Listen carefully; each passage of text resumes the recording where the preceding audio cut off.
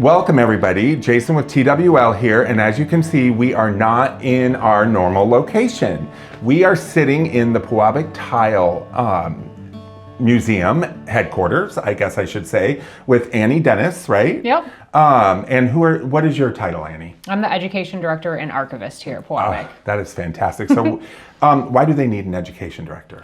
So we have a lot of multifaceted programs here, a lot of educational outreach in the community, as well as educational programs here at Pewabic. And so that's part of my responsibility here. And I also manage all of the historic documents in the archives. That is fantastic. So tell me, Pewabic, how did they get their name?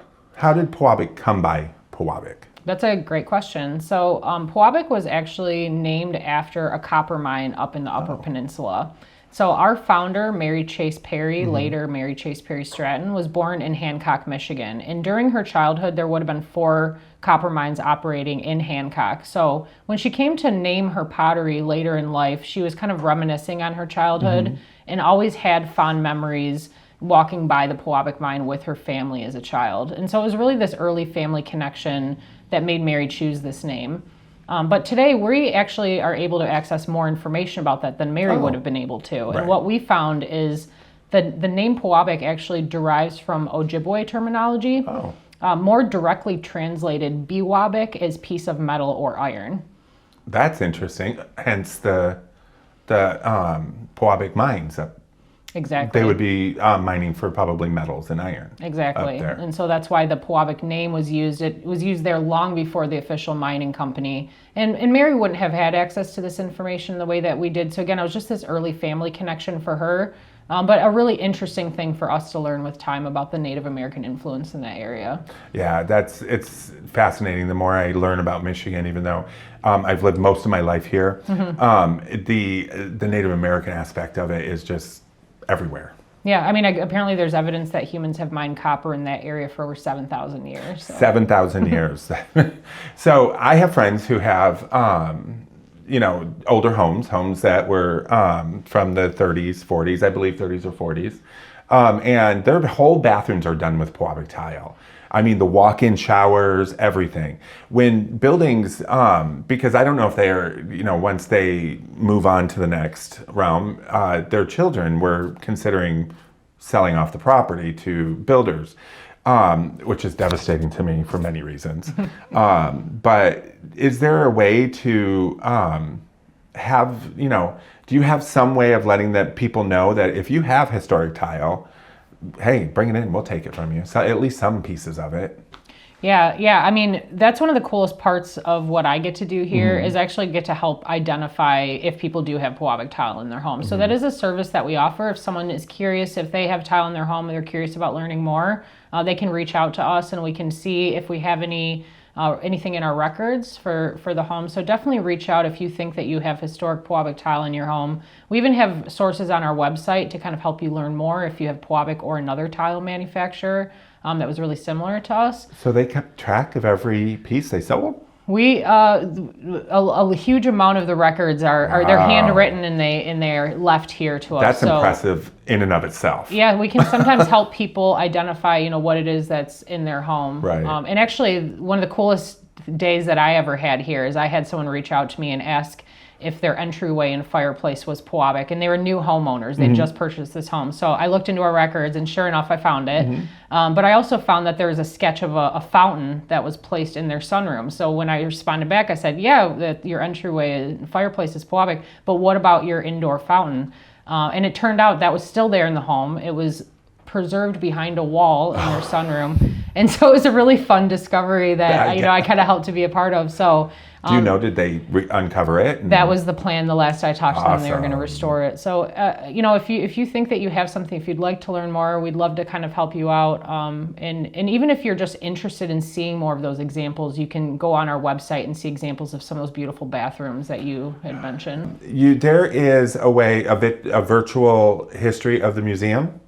Yeah, so there's a lot of different ways to learn more about our history. So coming here to Pewabic is one great way. Visiting our museum is a great way of kind of learning the story of Pewabic. But for those that want to get a deeper dive, we also have a series of virtual history presentations available on our website where we go into really specific stories about Pewabic history, like our tiles found in churches and sacred spaces. I did one virtual presentation on Pewabic's relationship with the automotive industry. So for those that would like a more deep history-related dive onto Pewabic, definitely check out our website for those history presentations. Also, a big part of our followers are California, Las Vegas, areas that they can't just come here and visit unless they're coming to Detroit. So they can go on the website and they can learn that information through the virtual talks as well, right? Exactly. So one of the unique parts of what I think is this is the oldest continuous potters. And that has not been bought out. That has not had anybody coming knocking on your door saying, hey, we want you. I think that in of itself talks huge about Pewabic and the quality of their stuff, the quality of their employees, as well as their product. Yeah, I think it speaks about, I often get the question of why does Pewabic still exist? Why Pewabic of all of the different tile manufacturers and potteries? And I think there's a few different reasons for that. I think being situated in the city of Detroit helped to keep us alive. This is a creative city of makers and innovators and people that are really passionate about their city. And so because of that, we've always had an incredible network of people surrounding this place and supporting it. And so it's really the people of Pewabic that have allowed it to continue. Exactly. The staff that are here, incredible. Since the earliest days, people come here and spend their whole careers working here. And so it's a really incredible, environment to be a part of. I feel lucky to be here and really lucky to share it with you today. That's awesome. Okay, let's go on that tour. I would love to show you around. This is an amazing place, Annie. It really is. I mean, we're in only one of the many rooms in here. And tell me about this. What do we have here? Yeah, so this room focuses on the 120 years of handcrafted architectural tile production by Pewabic Pottery. And this is one of many displays in this room, but one of my personal favorites. This is a section of what was part of the Scott Fountain on Belle Isle. The tiles were actually removed to make the fountain more operable. And we actually thought these tiles were destroyed until they were donated back to us so they could be on display here and we can share it with everyone who visits. I was going to ask that. If Now, do you put the word out for people when they need to remodel or redo something to hey, if you have Pewabic tile in there, to bring it back to the museum? Yeah, sometimes, and luckily, I mean, the major thing is after being here for 120 years, we're lucky that we've made a lot of friends. So a lot of these things kind of organically find their way back to us. That's what happened with this. And I think it's just a really great example, not only of the beautiful artistry of Pewabic tile, but also of how important our friendships within the community have been to us. Exactly. After all this time. That's a great point because, we do a lot of different shows with different organizations that have a history, and a lot of their history isn't around anymore. For some reason, it's been destroyed or something. So I'm always happy to see when we have a piece of history brought back for other people to look at. So tell me about this thing over here. What is this here in the center? Because it is as beautiful as can be. Yeah, so this is another one of the examples of the tile work on display here. All of the different sections in here represent different tile installations here in the city of Detroit. This is another really great one. This is examples of tiles that are located at the Detroit Public Library main branch. Oh, nice. They actually have this beautiful children's storybook fireplace. This is one example of the tiles that is located in that fireplace. This is the Hansel and Gretel tile. And is that the actual? Yep, this is the original mold, and this is a reproduction of the original tile. Very nice. And the fireplace is still in the library today. And I love that. The detail is just crazy. It almost looks like something right out of the Hansel and Gretel coloring book. Exactly. Yeah, it really is like a three-dimensional coloring book. So. I love it. So we're in another room here in the Pewabic Museum on the other side of the building. And I'm here with Steve, and you guys all know him, and then, of course, Annie. And we are going to talk about the glaze, because the glaze is something that, the iridescent glaze is something that Pewabic is famous for. Am I correct? Yeah. Okay, so these are some of the examples, and I'm going to hand the microphone over to Steve, and then because of his knowledge with pottery in and of itself. So if you can tell us the history of how that started, then he will have some questions. Yeah. We'd spoken a little bit earlier regarding the iridescent glazes, And I was kind of under the impression that these were kind of almost industrial trade secrets that have been kept secret for generations. But in actuality, come to find out I'm completely wrong on that. And if you'd like to explain why. I'd love to prove you wrong. Yeah, so yeah, I think the thing that's really important to note is that while Mary got credit, our founder, Mary Stratton, she received credit for inventing these iridescent glazes, but she was actually drawing inspiration from ancient Syrian lusterware. So she was introduced to this lusterware through one of her friends who challenged her to recreate the surface. It took her many years to do it, but she was able to develop 6 different iridescent glazes in her lifetime, gaining her and Pewabic national attention. So incredible. I mean, but what's the difference in what she created and what is presented here and available today? Yeah, so actually the iridescent pottery that are in front of us here actually were not made by the original staff. These are more recent iridescent tests. And none of these are the original glaze recipes that were developed by our founder. We believe that preserving tradition is very important when it makes sense. But what we found is that the majority of these original recipes contain materials that we now know are not safe for humans to work with, things like lead. She even used to get this metallic surface, she used to spray kerosene into the kiln at peak temperature. And she always said that it felt like she was painting with fire, and it's because she was. Yeah. So we still produce the iridescent glazes today, but we've reformulated our glazes to not include those dangerous materials. And we do still spray into the kiln at peak temperature, but we found a mixture of vegetable oil, dish soap, water, and a few other things. Makes a similar result. So we have examples of some of Mary's original iridescents, but I don't think there's any better example of why we've needed to change our glazes than these 2 orange pieces here in the display. These are our 2 uranium pieces, the uranium vase and our uranium pitcher, which means that they contain uranium, which means that they are mildly radioactive. They'll show up on a Geiger counter, but they won't glow, you guys. So don't come in here with a black light expecting them to light up. And you are safe standing here, but I would not drink coffee out of it. That's also kind of the same thing that Fiesta did. Exactly. The rare orange glaze that's so valuable now in pieces is probably from the same time period then? Same exact time period. Okay. And this was, Pewabic is not the only pottery manufacturer that used these materials. It's very common. Oh, yeah. It's also common in glass and painting and things like that. So I have a side question on that. I took some classes, some glazing classes, because I was I worked for Bed Bath & Beyond, and they sent me 2 different classes and stuff. Do they still vitrify the insides of these so that they can hold water? Meaning do they still use the same process where they use sand to glass coat it? No, so we don't have to. We do vitrify our pieces in a different way. We can reach vitrification just through the firing and glazing process. Oh, cool. So that's another reason why we have a ceramic materials engineer on staff. Is not only do we want to make sure we're getting the beautiful colors that we like out of our glazes, but there's also functional concerns, like making sure this is going to be watertight.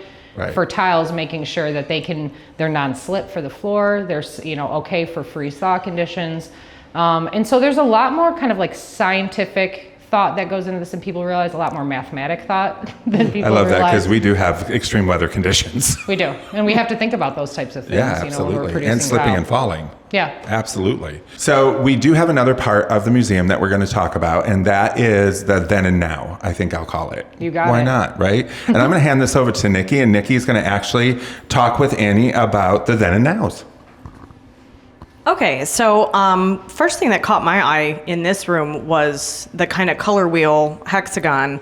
And I know a lot of companies do that for like testing their colors, or it's kind of like do you guys compare the pieces that are coming out to make sure that's the standard color? But as an art student, to me it looks like a color wheel, and I studied color theory and stuff. So I'm always drawn to something with the whole color palette or like the rainbow.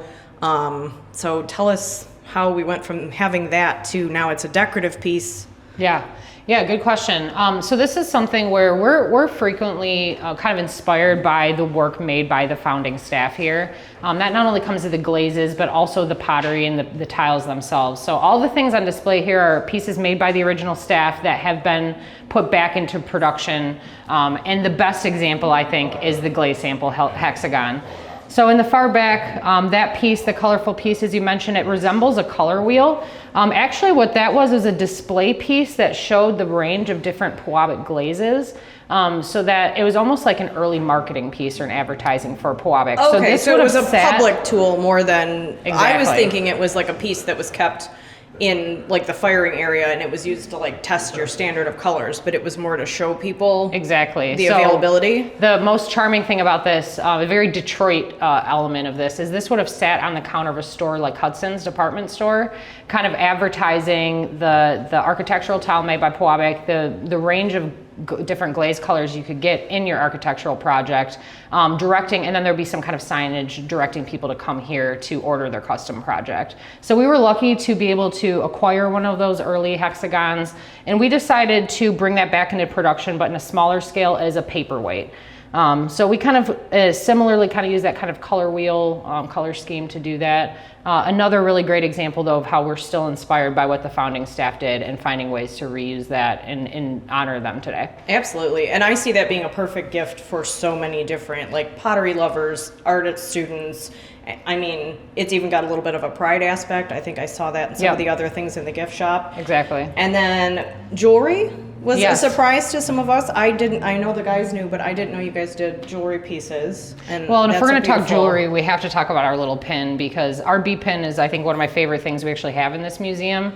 That is our Depression era B pin. And so Pewabic usually made smaller jewelry items and things like that during times of economic hardship, because people weren't buying as many large pieces, as many large tiles. They were kind of scaling that down. So Mary first designed this bead during the Great Depression to be a gift item. And we still create that to this day. So here's a more recent B pin, really That's so similar sweet. to what Mary created. So How cute. So she was making keepsake items as opposed to maybe nobody could do a whole fireplace surround at that time, but still small gifts and tokens were being created. exactly. And then now we just did another episode on pottery. So we talked about, I'm a Roseville collector. We talked about McCoy Van Briggle. This one, same era, I assume, has a little bit of like the Art Nouveau going into the arts and crafts period. So it's got kind of the natural lines, but that one is very reminiscent of Van Briggle. And you said that's an original piece that somebody remolded and now you guys have a modern version of? Yep, so yeah, that's our snowdrop vase. It was made during the very early arts and crafts movement, so good call on that. This was first created around 1903, 1904, the very first years of Pewabic pottery here. And back in the early 2000s, we actually repurchased that, re-sculpted it, and re-added it to our product line. So this is a more recent, a 2025 snowdrop in comparison.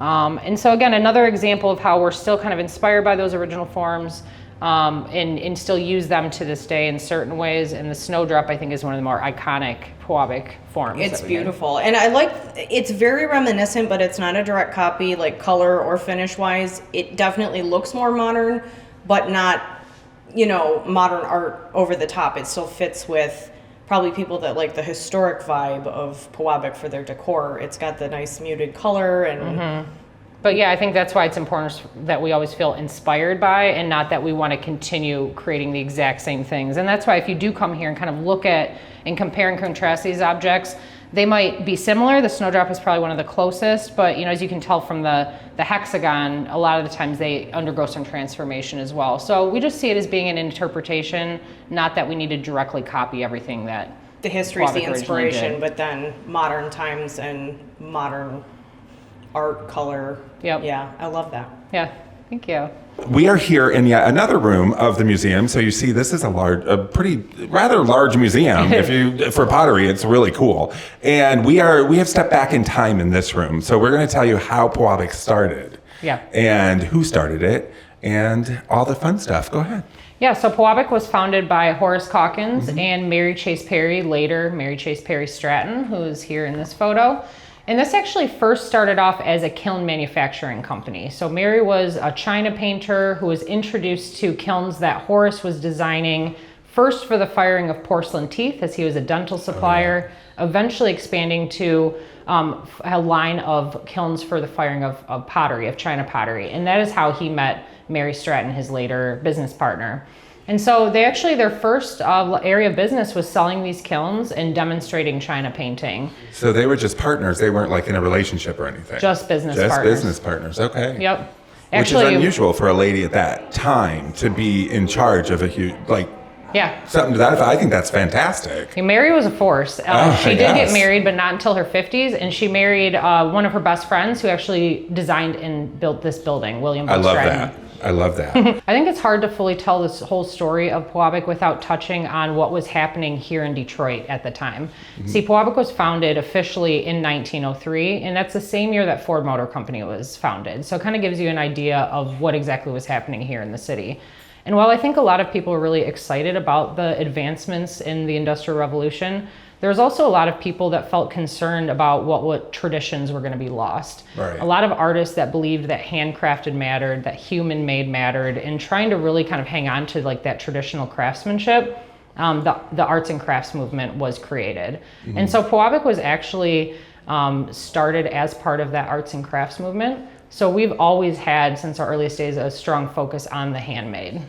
And I think that's a great idea because we've lost that today, I think, a little bit. So not necessarily here, but just in general. Yeah, it's interesting Yeah. because, even though 120 years is a long time, I think our story and mission resonates just as much today in the digital age that it did during the Industrial Oh, Revolution. absolutely. Absolutely. So, and she was the artist. Yep. She did the artist. So we're going to show you some of the pieces over here. Tell me about some of these pieces over here. Yeah, so these are some of those China painted pieces I was talking about earlier. So these would have predated the founding of Pewabic Pottery. These would have been the very early years of their partnership done around the late 1890s, early 1900s. What's in the little tiny vials? So those are actual China paints that are exactly what Mary would have been using. So Really? this is this process is a lot like watercolor. They were actually buying pre-made porcelain pottery blanks and building up washes of color similar to watercolor. But the difference is that you'd have to fire it in a kiln to fix that to the surface. So these little powders are the actual China paints, and they would mix them with an oil like wintergreen or lavender oil that would help move them around the surface, and again, firing it to fix it on the surface. And this is an actual piece that Mary painted herself. Yep. If we look really closely, you can find her signature in the Yep, bottom you can. right MCP right of there. every piece that she makes. Yep. All right, everybody, we are downstairs now in the main area of this beautiful gift shop where you can take home pieces of Pewabic. And after we talked about the large orange pieces upstairs, I mentioned how like that color is very popular again. It's very mod. And she said, funny thing is we wanted to recreate that. You said that orange was the one you guys Uranium. couldn't do with the uranium anymore, but you wanted to recreate it, and it looks like there was a perfect opportunity. Yep. So this is our new persimmon glaze. This orangish color, it was inspired by that uranium piece that we have up in our museum. We've always loved that glaze and that surface, but obviously containing uranium, it's not a glaze where we could just pick that back up and remix it again. So, for years we've admired that original vase in our archives, but, didn't really ever take the opportunity to try to recreate it. But obviously you can see Pewabics use orange in more times than just now, and with the uranium vase, as our installation at Comerica Park, I think, is one of the best examples of It's beautiful. how we've used these kind of bright orange glazes. So yeah, this is one of the newest glazes that we've added called Persimmon. Also showing a few of the other beautiful glazes that we have here at Pewabic, as well as some of our licensed Tiger tiles, Detroit map tiles. We have all kinds of fun stuff. All the history and modern color schemes and everything all blends in. I mean, this whole display is really pretty. Not a lot of people think to use blue and orange, but obviously, yes, it screams tigers. And it's funny, we were talking earlier about how you can see Pewabic.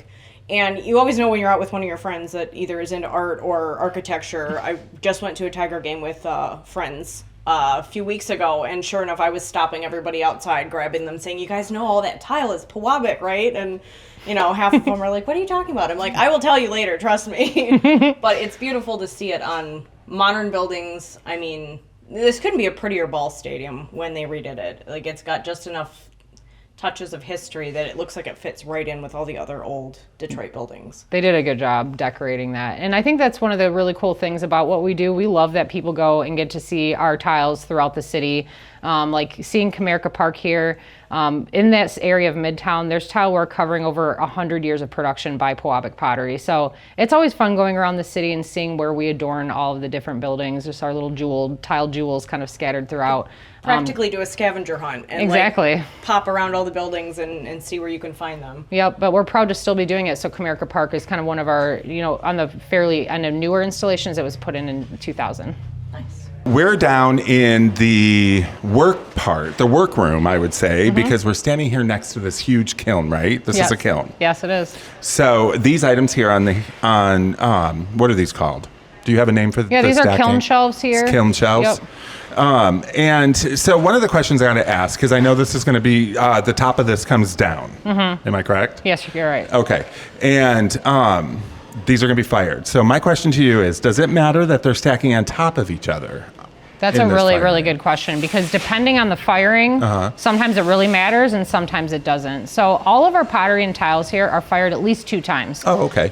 So the first time is called a bisque firing, and that's a lower temperature firing that kind of helps prepare the clay for getting its glaze application. Right. The second firing is a glaze firing. This is the first firing, and so there's no glaze here. These can be stacked and touching for this okay. first bisque firing. Now, after this firing, those are going to be glazed, Like those which that we'll one see in over there. another kiln, Okay. and those cannot be touching or they'll fuse together. So we're standing across from the original kiln that we just were standing at, and this is the second firing. Yeah, so they're just finishing unloading this kiln, which had the second firing. These ones all had their glazes, which is how you can see that they're not stacked. They're kind of set right next to each other, Right. but that way the glazes don't fuse to one another. They're beautiful. they beautiful? We are standing next to the kiln that they were fired in. So as you can see, these kilns are huge. You could actually walk into them. Yeah. Actually, earlier there was a guy in there unloading it. Yeah, and that's really why we have them where this one rolls out, is so that the staff can approach us and load and unload from all sides. Nice. Versus our original kilns, they would have to crawl in and out. So these ones are much safer, much more ergonomic, and much more environmentally friendly, as the original kilns fired on motor oil, and these fire on natural gas. On motor oil. Wow. Here we are in the clay making area of Pewabic Tile. Yep. So you're going to see some workers, artists, I should say. Yep. But right now, this big machine that's behind us that we see rolling up there, what is that? Yeah, you're here at a good time, because we're actually in the middle of making clay right now. So this is our clay making system that was installed into this building in 1912. Wow. And it's been in use by Pewabic Pottery ever since. So 113 years of continuous use here. And this machine makes all of the clay for our tile production here at Pewabic. That's pretty astounding, because from what I've read, that Pewabic is one of the top, or one of the only longest lasting pottery companies in the country. Yeah, Is that you're correct? Right. You got that, yep. So, and it's not just Michigan you sell to, you sell all over the country, all over the world, right? Yep. So earlier you told, so they make a lot of stuff here. It's crazy. Earlier you told me that you take the what is it that drops down and goes into the ground? Our clay. So yeah, to mix clay, we actually start off by mixing it into a liquid state. It's called slip. And we do that in a big back drum back there, the above ground tank. And so once we mix that into a nice consistent liquid clay, we actually pump that slip into a tank underground here. It's an agitator tank. And we do that to let it age for a short period of time, ultimately allowing the clay to be more flexible as an end Nice. result. Once it goes through that holding process, the final step is it's going to go through this up here. This is called a filter press. Right. And that helps to drive out all of the excess water from the liquid clay, turning it into a soft, pliable clay that's perfect for pressing into tile. So that's pushing it together. Exactly. Because you can see the water coming out at the bottom of it, and I Yep. know that he got that earlier, but it's pretty impressive. I mean, and it's not a lot of space right here. It's not, to yeah. take up that, and this is where all the clay is made. Yep, all the clay for our tile production. It is not the fastest way to make clay, but we do think it makes the best, most consistent clay body. Well, you're pretty well known, so I think it's working. It works for us. So where does the clay come from? Is it here in Michigan? It's a good question. So all of our clay materials are domestically sourced throughout the U.S. So not all specific to Michigan, but throughout the United States. Although changing industry sometimes changes our material access. So that's always a conversation that we're continuing to have here. and because different industries impact our availability as Right. well. Yeah, so this here is our glazing area. Our glazing area. In glaze, before I even start talking about how we apply it, I just want to mention what it is, because people often come here and think that it's paint, but it's actually a lot more like glass. There's glass former, there's heavy metals for color, and there's actually a lot of chemistry involved. So we actually have someone on staff that helps to kind of formulate all these glazes, and all of these are mixed in-house by the staff that work in this Are they? space. Yep. That is awesome. Now she's doing picture rock, and I know that we have, and we'll show the picture of the finished product. This is part of the postcard line. Yep, this is part of our postcard series, the Pictured Rocks. We have many other Michigan landmarks as well as part of our postcard series. And Avery over here is applying the glaze. This is called hand painting. We apply glazes in a few different ways. That's the signature go. on the back, right? Yes. That she just wrote on there. Yes. So Avery, anytime you buy a piece, if it's hand painted, you actually get to see the signature of the artist who completed that work. So Avery is there adding her initials on the back. It sits on the sponge. Yeah. That's cool. So this is actually your work, Avery, right? Yes, this is beautiful. And I mean, you can see the artistry in just her signature. Exactly. And I think this is kind of what we were talking about earlier. You know, even though this looks really familiar, what Avery's doing, I think everyone's done a version of this. Everyone's picked up paint and painted their name, but this requires a huge amount of material knowledge to work with this. This is not like paint, you know, there's a lot more to it. And we'll kind of see as we go through, there's a lot of also health considerations that we have to think about as we work with glaze as well. So what are some of those? Well, so because we know that these are heavy metals and glass formers, we have to use a lot of respiratory protection. So we're going to see a lot of ventilation as we go through the rest of this tour. Sometimes personal ventilation like respirators, other times air for airflow in the space. So is all the product on here, like the cups and stuff, is that work that she did? Or is that... So these are work so that this team will glaze. Oh, at that the this very team least. will glaze. So we do have a vessel team that would have made those pieces. Our kiln team helps to fire the pieces. I think that's what's kind of neat about working here, especially back in fabrication, is they all play a different part in like true collective making. And that's how ceramics started. I love that. And that's not really how people traditionally work anymore. So it's kind of fun that we're hanging on to an element of tradition about collective group making together. That is a great point. I worked as a floral designer for a while, and I would get the team to do it collectively, meaning some put in this, some put in that. And a lot of the true artists did not care for that a little bit because they wanted it start to finish. But the more they worked on it, the more they realized the benefits it has to the item and stuff. So there's that vase that we looked at that you talked with Nikki, the snowdrop, Good eye. which I think is pretty cool. And so this is the before factor that we just looked at up in the museum. Yep. So all the pieces here, including these snowdrops, this has been fired one time. So this has gone through that low temperature bisque firing. Oh, okay. It's ready to get its glaze application. And so we can see Cassidy over here is prepping some glaze for doing some like dipping with a and drill. pouring. I love it. Yep. So we use all different tools around here. And so as I mentioned, we do hand painting. We also dip and pour our glazes, which is likely what Cassidy's getting ready for. And we're going to see Lexi spraying glaze at the end. Oh, here. yeah. And I see her fitting herself with the breathing apparatus. This is Lexi, and she's doing the spray tanning. No, the spray on of the item. Look at that. That's artistry in itself. Yeah, you have to, again, really understand the material that you're working with. And that's why we're lucky that so many of our staff have backgrounds in ceramics, have had a lot of experience. And what Lexi's doing right now is she's spinning these pieces and using the glaze to apply in a really consistent, even way. These are all getting a special third glaze right now. So if you could tell, those are already glazed. Right. They're getting, special second glaze, and they're getting ready to go into special third firing. So these are going to be iridescent pieces. Oh, these are, okay, so iridescent pieces, what get more than 2 firings. Yep. So that's the only exception. Everything else is fired twice. So is what she's spraying on, is that what will form the iridescence? Yep, between the specially formulated glaze and then that special firing that we talked about. That is fantastic. Isn't it? I love that. Yep. And this is one of the newest rooms here. When was this one? Yeah, this is our newest expansion on the Pewabic building. This was added in 2018. 2018.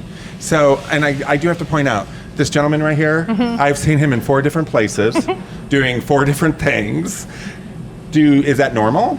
Yeah, so we have some very talented staff here. Uh-huh. And some of them, with this being a 501c3 nonprofit, many of us wear a lot of different hats Right. while we're here. And so that's Kevin. He supervises tile pressing back here. He's someone that's been at Pewabic many years and knows how to do a lot of things. And you see that often of people that kind of switch roles That's and do awesome. a lot. So we're lucky to have Kevin It here. also shows that he loves what he's doing. He's very passionate about what he does. And I notice all the different air, the ventilation system is huge in here. Yeah. So that's one of the reasons why we wanted this expansion, not only to expand the space for our tile production, but actually to add in this ventilation so that we could have a healthier work environment for the staff. Very nice. What are these? These are the stars? Yeah, They're this just must drying? Be, yeah, someone I think must be testing some kind of glaze or clay body. Oh, So, well, that's yeah. so. In here is the beginning process, or is this the end? This is a little bit in the middle. So once kind of how something is made here is once that clay is made at that last clay making Correct. system, it's then rolled back into this room. And in fact, they use the original carts that have been here all along to roll the Nice. clay back and forth. And then this is really kind of the second step in the process. Okay. This is where the clay will be formed into tiles before it travels to the kiln room, then the glaze room to kind of get its final surface. Nice. And I know, should we walk down a little further? Yeah. Okay. So I know that we were in here a little earlier, and I was a little impressed with how it just goes from the ball of clay to this beautiful tile Yeah. in the pressing room. The pressing room, I think, is really cool because even though it looks like the newest space, this is where you're going to see some of the most traditional movements by our staff. The things that Josh is doing here, his hands are doing exactly what the staff would have been doing 120 Right. years ago. So even though the machine looks a little bit newer, this is a ram press that he's working with, they would have had a really similar automatic press that would have run on the same belt system that the clay maker was on. Oh, okay. And then if you look on the actual workspaces, there are Yep. these smaller arbor presses. Right. And these are exactly what you would have seen the original Back staff then. working with 100 years ago. So this was amazing. I'm I so mean, glad you liked it. The museum, the factory part of it, the walking through history. I tell you, we talk about how Time Warp and TWL is past, present, future, and really that is what Pewabic is: past, present, and future. Oh, thank you. I'm so glad you enjoyed your time here. You know, I mean, gorgeous. One of the things I wanted to ask you about was your activities, for your children's activities, your different events that you hold within this beautiful area right here as well. You have a vehicle that you go to places as well. Yep. Tell me about some of those. Yeah, so there's a lot of different ways that people can come and experience Pewabic. We do a lot more than just make tiles and pottery, as you kind of saw today. So one great example of that is the space that you got to see. Our museum is open to the public, as well as our store in this beautiful space. This is our courtyard. This is open anytime our store is open, but we also like to host events here. We have summer market series on the weekends. We also have educational workshops that take place here, guided tours for those that would like to see more. And then we also bring a lot of those same experiences out into the community. So How do you do that? we have a program we call the Pewabic Street Team, so it's our mobile education unit, and we'll bring workshops to the Detroit Public Schools. We go to libraries to do history presentations. And so we have a lot of community outreach. Just knowing that we've been involved in this community for 120 years, we really want to maintain those friendships and partnerships. So there's a lot that we do here, a lot of different ways people can experience Pewabic.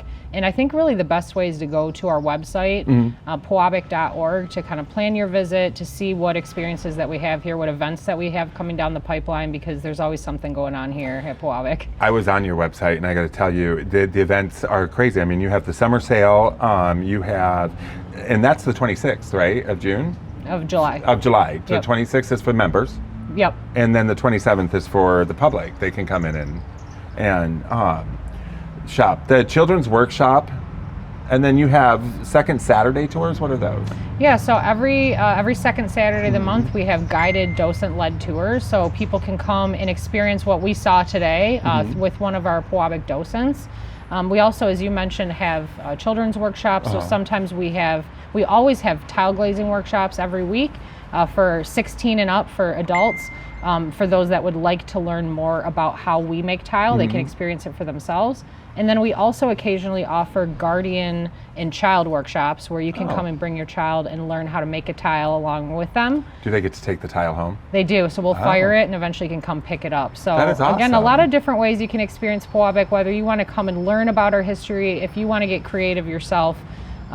There's something for everyone here. So again, checking out our website can give you the most information, or our social media pages as well. Awesome, and those will be on the bottom of the screen. So I'm holding a flyer here that says become a member. Yeah. What is that all about? What would I become a member of? And what's involved with that? That's a good question. So Pewabic is a 501c3 nonprofit organization, again, doing outreach into the community and supporting artists within the Detroit area here. And a huge reason that we're able to still maintain this historic organization is from support within the community. So our membership program helps to support Pewabic Pottery.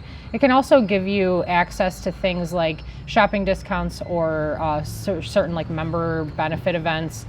So it's a really great way of kind of getting a little bit of an inner look at what Pewabic does, being more involved, but also helping to support our nonprofit. I was going to say, you're helping to maintain Detroit icon. Exactly. You are, absolutely.